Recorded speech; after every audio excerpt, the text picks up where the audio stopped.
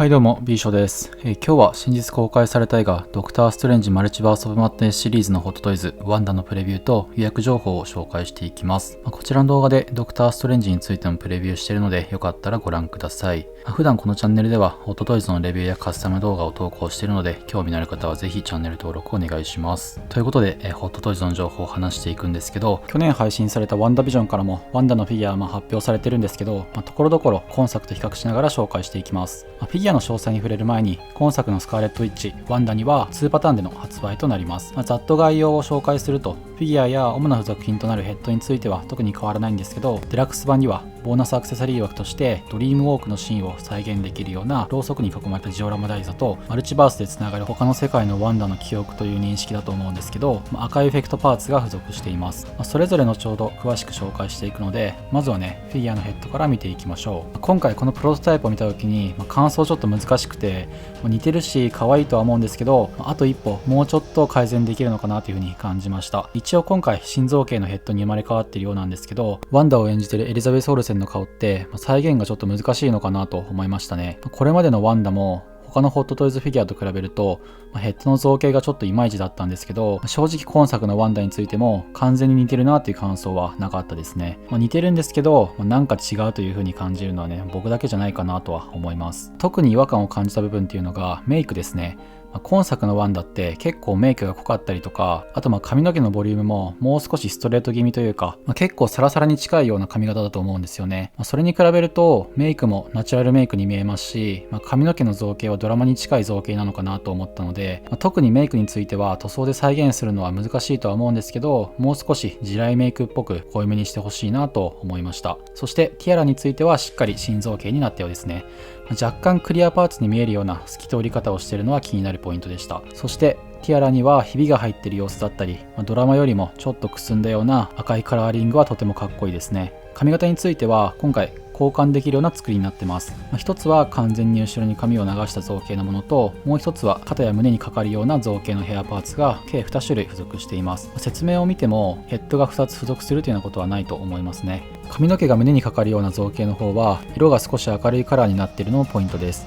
個人的にはこっちの明るい髪の方がイメージ近いかなと思うんですけど、皆さんはどう思いましたかね。あとは目にちょっとしたギミックがあって、ブラックライトを当てると赤く光るようですね。常に赤くしたいという人もいると思いますし、僕もそう思ったんですけど、今作では通常は普通の瞳の色をしていて、ブラックライトを当てると赤くなるようです。これについては今後アップデートとかあってもいいのかなと思いましたね。あと欲を言えばなんですけど、目をつぶったヘッドが欲しかったです。デラックス版ではドリームウォークを忠実に再現することができるので、そこをね、目のつぶったヘッドとかあればさらに嬉しかったかなと思います。続いてスーツについてです。スーツは映画の仕様にしっかりとアップグレードされてますね。個人的にはこのスーツかなり好きなデザインで、セクシーさとかっこよさを兼ね備えたデザインがとても気に入ってます。基本的なデザインは変わってないようには見えるんですけど、ドラマの時はスーツ自体がもう少し明るい赤だった印象もありますし、腕周りとかがもう少し露出していたデザインだったと思うんですけど、今回赤黒いレースのような布で肩から手の甲まで覆われているというようなデザインになっています。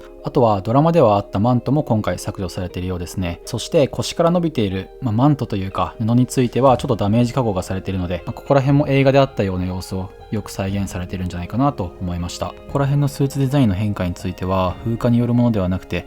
ダークホールドを使ってしまったことによって元のワンダの人格が消えていき、スカーレットウィッチになる過程を表しているのかなとも思いますね。そういった細かい背景も今後明らかになっていけば作品自体もさらに面白く思えるんじゃないかなと思います。あと注目すべきはスーツの胸元に亀裂というかダメージがあるんですよね。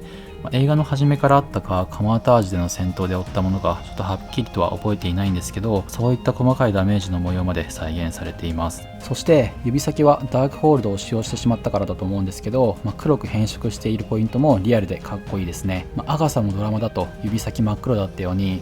今回のスカーレットウィッチについても魔女感が増していて、とても最高な見た目になっていると思います。ただ素体についてはちょっと改善してほしいなと思いましたね。エリザベス・オルセンのスタイルと比較すると、華奢すぎるというか骨格的にちょっと違和感を感じる部分がありました。ドラマ版でも同じことを感じたんですけど、今作でもそこは改善されなかったようですね。アクションフィギュアの素体なので仕方ないとは思うんですけど、ここまでいろいろなポイントクオリティにこだわるメーカーなのであれば、素体についてもキャラクター独自の特別ななものを作成するとか、そういったところもね検討してくれてもいいんじゃないかなと思っちゃいましたね。付属品については通常版デラックス版共通のものはハンドパーツ、ダークホールド、赤い魔法のエフェクトパーツが共通となっています。そしてデラックス版には冒頭にも言ったようなドリームウォークに関する台座とそれに関連したエフェクトパーツが付属しています。特製台座の床面は丸く切り取られたカモアタージュの床を再現していて、周りにはねろうそくがたくさん置かれていますね。映画ではあぐらをかきながら浮遊するスカーレットウィッチと周りのろうそくの火が揺らめくシーンっていうのがかなり良かったと思うんですけど、そういったシーンもしっかりと再現することができます。そしてドリームウォークのエフェクトパーツについてはフィギュアの上半身を覆うくらいの大きさなので、結構大きいパーツになるんじゃないかなというふうに思いましたね。そしてドリームウォークのエフェクトパーツよく見てみるとダークホールドがエフェクトパーツによって浮遊するような感じで固定されているので、こういった要素によっても劇中を忠実に再現することができそうです。写真を見ての通りあぐらをかかせることも可能なので、スーツのシワとか気にしなければずっとこのドリームウォークの状態で飾ってあげた方が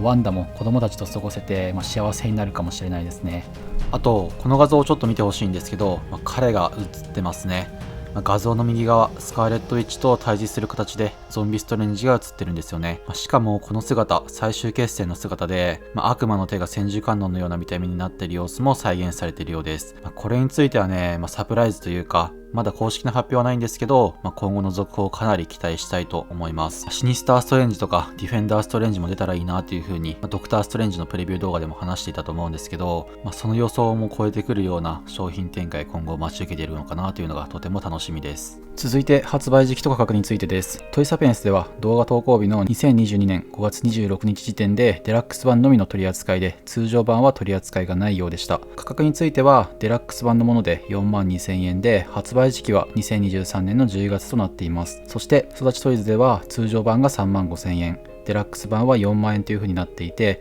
発売時期はこちらについては2024年の3月となっていました。正直ワンダにしては高いなと思っちゃいましたね。特に育ちトイズがここまで高いとは思わなかったです。普段は同じ商品でもトイサピエンスと比較すると7,000円くらい差があるんですけど、今作では2,000円しか差がなかったですね。あとドラマ版と比較すると育ちトイズでもすでに予約終了しているんですけど、ドラマ版は38,000円だったので、それと今作の通常版を比較しても約5,000円の値上がりという点も高く感じてしまった理由かなと思いました。そして発売時期については、サイトそれぞれでかなり差があるんですけど、2024年再来年の発売がやっと見えてきた感じですね。ここ半年間ぐらいの間で発表されたフィギュアについては、全部2023年の6月から9月頃、10月頃といった発売予定が集中していて、あまり現実的ではないスケジュールだったんですけど、今作についてはちょっと現実的なスケジュールになったかなと感じました。ただ育ちトイズではほぼ2年後の発売なので、かなり気長に待つことになりそうです。あくまで予定なので前倒しの可能性も十分あるとは思ってます。